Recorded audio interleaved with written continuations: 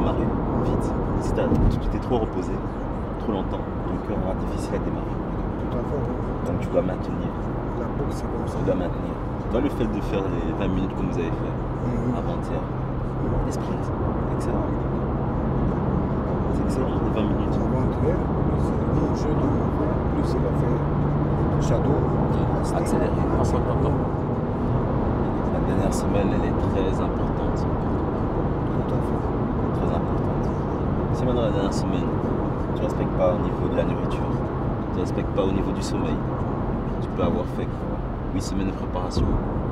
La dernière semaine, tu l'as cassé. Le jour du combat, tu ne seras pas bon. Pas parce que tu t'es pas entraîné durant 8 semaines, mais parce que tu as bousillé ta préparation. La dernière ligne droite, c'est la dernière ligne droite.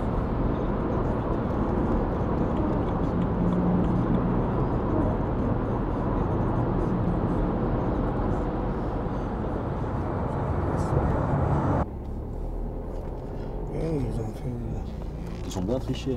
à fond, moi, je sais pas un peu, mais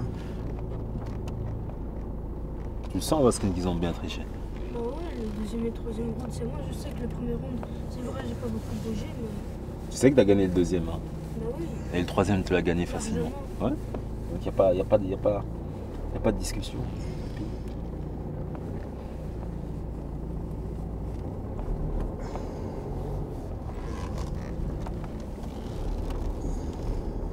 Et c'est ça aussi le problème dans les organisations là. Vous mettez des arbitres, des juges qui il y a eu 14 ans ou 15 ans qui 14 étaient- ans, c'est pas juste. Celui qui a 14 ans, qui était juge, il avait 14 ans. Ouais, c'est vrai. Vous avez le même âge quasiment. Je trouve ça normal. C'est pas Parce sens. qu'ils étaient tous, C'est pas juste. Je suis désolé, c'est pas juste. Maintenant, légèrement à gauche et tournez aussitôt légèrement à droite. Moi, pour moi, Asken, t'as bien boxé. Viens, c'est bien. Y a pas, je peux pas te critiquer là-dessus. Tu peux faire mieux, oui, mais tu as gagné. Tu as gagné le combat. Et là-dessus, tu as gagné. Et je savais très bien qu'au combat suivant, toi, tu étais en train de prendre du rythme. Au combat suivant, tu allais accélérer la cadence. Tu le sais, non? C'est comme ça. Il prend son rythme. Asken, il démarre toujours au premier round un peu calmement. Non, normalement, toujours il va. Tu vois? Pour ça, je t'ai dit démarre dès le premier round, comme si c'était le démarre. dernier. Pop, pop, pop. Tu dois marquer dans la tête des juges. Les juges retiennent le début et la fin. En boxe, on retravaille toujours ses bases. Mais on les retravaille 1000 fois, 10 000 fois, 1 milliard de fois. Mais il faut continuer à les retravailler pour les enregistrer. Pour que quand tu es en situation réelle, tu n'aies pas à réfléchir, ça devient comme un automatisme. Ça sort. C'est la mémoire musculaire. Tu vas répéter un mouvement, à la fin il va sortir. Même les yeux fermés, c'est ça que tu dois être capable de faire. Boxe les yeux fermés. Dans les vestiaires, je demandais chasse et remets. Chasse et remets. Alors, il faut encore le répéter. Quand on te met le jab, ne prends pas ce jab. Chasse, je remets la droite derrière. Il t'a mis 50 jabs comme ça. C'est facile, quelqu'un qui te met des jabs. Je chasse, je remets. Je chasse, je remets. Ça, on va de nouveau retravailler pour que quand tu arrives, tu n'oublies pas les leçons. Toutes les leçons que quand je parle, il faut les enregistrer. Les enregistrer, c'est les mettre dans la tête et le faire. Pourtant, tu le fais, Vasken. Tu sais le faire, mais tu ne l'as pas fait. Ça, chasser et remettre. Tu ne l'as pas fait Il a une seule pris fois. le niveau uniquement de la tête. C'est une erreur, c'est une erreur. Je chasse, je remets. Et n'oublie pas, quand tu mets ce jab-là, tu sors. On sort toujours vers le coude. C'est pour ça que je te demande de sortir vers le coude. Quand tu sors vers le coude, tu n'as pas droit. Quand je mets le jab, tu sors de ce côté-là. Donc tu n'as pas une deuxième main qui est là. Toi, tu sortais de cette main-là. Donc tu partais vers sa droite. Donc il pouvait te remettre une droite. Tu sors du côté opposé. Et forcément, tu vas le contrer et tu vas le perturber. Simple. Mais on va retravailler rapidement l'erreur que tu as faite et la recorriger. Pour que la prochaine fois, tu ne fasses plus jamais cette erreur. Tu vas te rappeler. Tu vas faire, ah oui. Et tu vas retomber sur des grands qui vont boxer de la même façon. Comme il ne sait pas boxer, on lui dit mets un jab, mets un jab, mets un jab, mets un jab. Tu vas le tenir à distance comme ça. Qu'est-ce qu'il a produit dans ce match? Il n'a rien produit. Jab, jab, droite. Il n'a même pas fait un uppercut. Il n'a même pas fait un crochet. Sa boxe était pauvre. Techniquement, elle était pauvre. Et comme elle était tellement pauvre, quand tu es juge, quelqu'un qui a une boxe aussi pauvre et qui ne produit rien, tu peux pas le mettre gagnant. Et ils l'ont mis gagnant. Donc c'est... La tricherie n'était pas comme ça, mais la tricherie était grande comme une maison.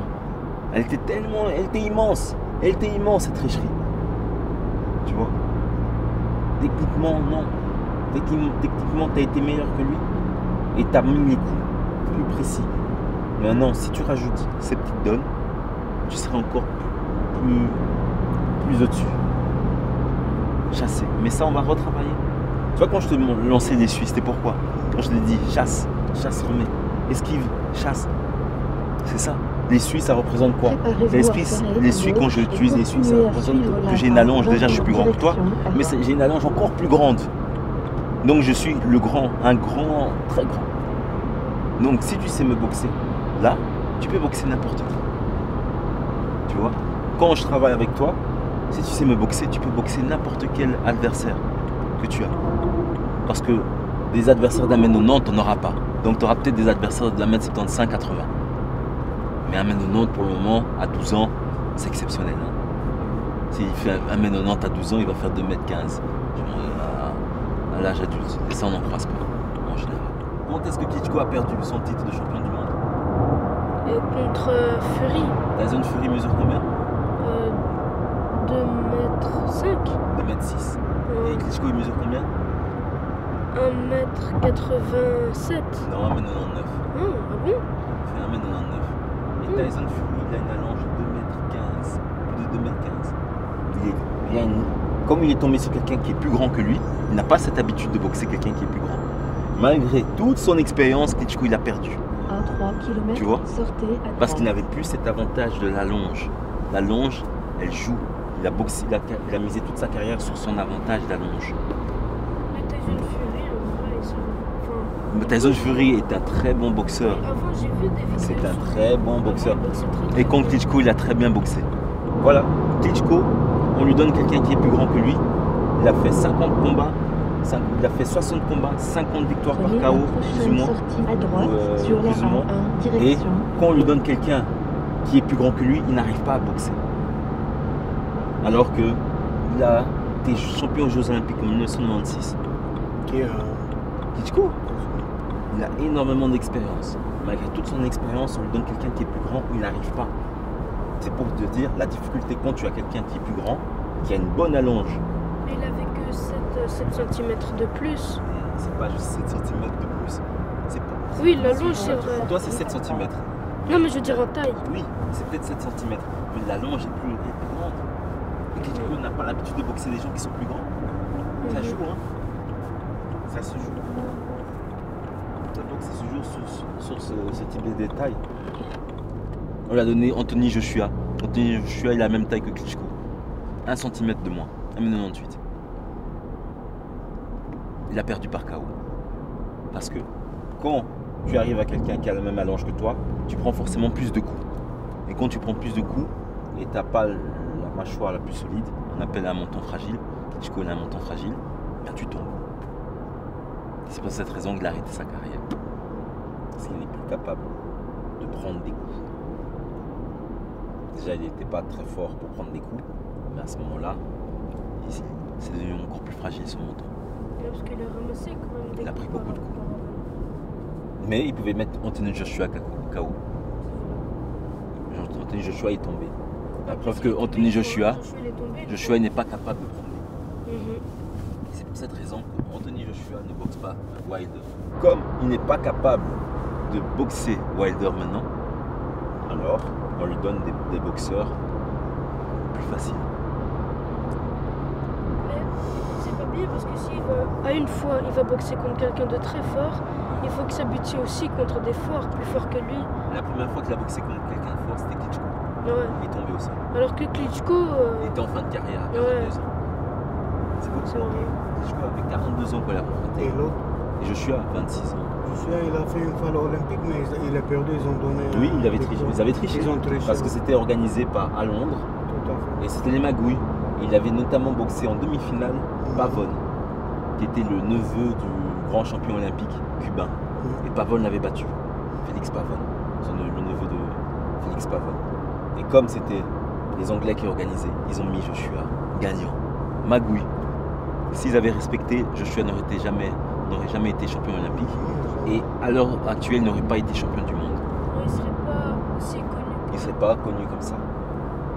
Joshua, quand il a gagné les Jeux Olympiques, on lui a proposé directement un contrat Avec un- professionnel à plusieurs millions de dollars. Et aussi un dollar.